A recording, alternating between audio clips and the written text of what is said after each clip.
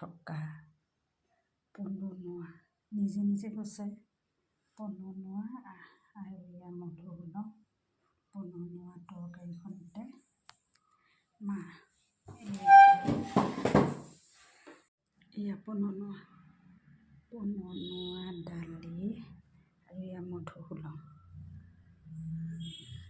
এয়া তৰকাৰী খাবলৈ বৰ ধুনীয়া হয়। আপোনালোকে দালি নিদিয়ে আলু কুটি দিও বনাব পাৰে, খাবলৈ বৰ ভাল লাগে। মধুসোলং যিহেতু অকণমান টেঙা টেঙা লাগে, খাই বৰ ভাল লাগে। এয়া মাছ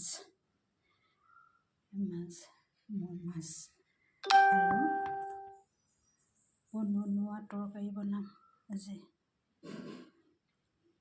কোনে কোনে খাই ভাল পায়। দালি পননোৱাত দালি দিলেও অকণমান দিব লাগে থিৰ হ'বৰ কাৰণে, ঢেৰ দিব নালাগে। বহুত বেছি দিলে খাবলৈ বেয়া হয়, অকণমান দিব লাগে। মধুসোলং দিলে পেটটো একদম ঠাণ্ডা কৰি থাকে। গৰম দিনত এয়া খালে পেটটো ঠাণ্ডা হৈ থাকে আৰু ডিচেণ্ট্ৰি নহয়। গৰমত সাধাৰণতে মানুহৰ হজমি শক্তিটো কমি হয় নে কি নে নাজানো, খুব বেছি ডিচেণ্ট্ৰি হয়, পেটত গৰম সোমায়। যদি আপোনালোকে এনেকৈ ঠাণ্ডা বস্তু খায় তেতিয়াহ'লে পেটটো ঠাণ্ডা হৈ থাকে।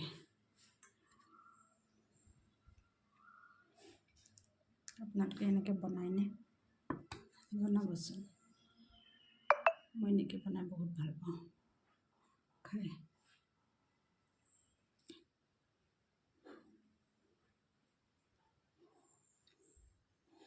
এবিধ শাকৰ নাম কোনোবা আগতে মই শাকবিধ খাওঁ, কিন্তু নামটো জনা নাছিলোঁ। পিছত মোক আমাৰ ঘৰৰ ওচৰ খুৰীহঁতে ক'লে, তেতিয়াহে মই জানিছোঁ এইটো পননোৱা বুলি।